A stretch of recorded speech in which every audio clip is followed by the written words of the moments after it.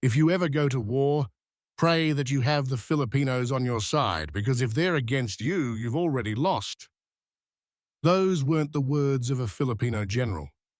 That was the warning from a battle-hardened foreign colonel who watched a group of men do the impossible. He didn't just respect them, he was terrified of them. Because while the rest of the world builds bigger bombs and faster jets, this colonel discovered something much more dangerous: a soldier who refuses to break even when they have nothing left to fight with. This is the story of how the world's most underestimated warriors forced a superpower to rewrite its entire strategy. The colonel arrived expecting to see a disorganized, under-equipped militia. He looked at their rusted gear. He saw their worn-out boots. He saw soldiers who hadn't eaten a hot meal in days. He actually laughed. He told his staff, "This will be over in 48 hours. They don't have the hardware to survive." That was his first mistake. He was looking at the equipment. He forgot to look at the eyes. The conflict started in a place the world had forgotten: a muddy, hellish jungle where the heat kills faster than bullets. The colonel's forces had everything: satellite intel, night vision, unlimited ammo. The Filipinos?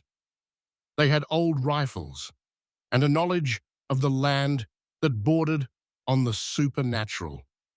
On night one, the colonel sent in his elite units. He expected a quick surrender. Instead, his radios went silent. One by one, his superior teams vanished into the green. No screams, no frantic calls for help. Just silence. When the survivors crawled back to base, they weren't talking about tactics. They were talking about ghosts. They said the trees were shooting at them. They said the mud was alive. The colonel was furious. He doubled the pressure. He ordered a relentless bombardment. He wanted to break their spirit. He wanted to hear them beg for a ceasefire. But every time the smoke cleared, the Filipinos were still there. They weren't just surviving, they were smiling. There's a specific kind of Filipino defiance called pusong bato, a heart of stone. It's not about being cold, it's about being unbreakable. The more the colonel squeezed, the harder they became.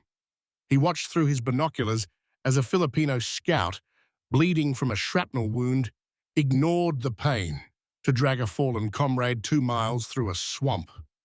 No medic, no morphine, just pure, raw will. The colonel turned to his aide and whispered, "What are these people made of?" The turning point came when the colonel's supplies were cut off. His men, the invincible ones, started to panic. They were hungry. They were tired. They wanted to go home. Then he looked across the valley. The Filipino soldiers, who had even less than his men, were sharing their last scraps of dried fish. They were laughing. They were singing. In the middle of a death zone, they had turned a foxhole into a home. That's when the colonel realized he had already lost. He realized that you can't defeat an enemy who sees struggle as a guest and death as a brother. You can't intimidate someone who has been fighting for their land for 500 years. He finally called for a meeting, not to accept a surrender, but to look them in the face. When he met the Filipino commander, a man half his size with a rifle held together by electrical tape, the colonel didn't give an order. He gave a salute. He later wrote in his private journals that the Philippine soldier is the most dangerous element in modern warfare. Not because of what they carry in their hands, but because of what they carry in their chest. He told his government, "Never underestimate them. They don't need your technology to win. They just need a reason to fight." The world looks at the Philippines and sees a chain of islands. But the colonel looked at the Philippines and saw a fortress made of people. They were told they were nothing.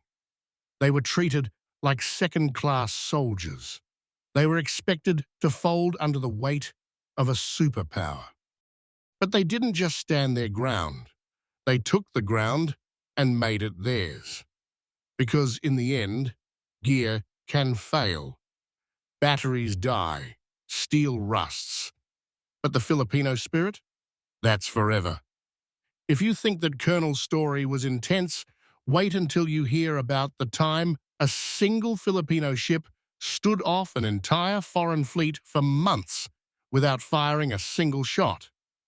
Watch. The ghost ship of the South China Sea.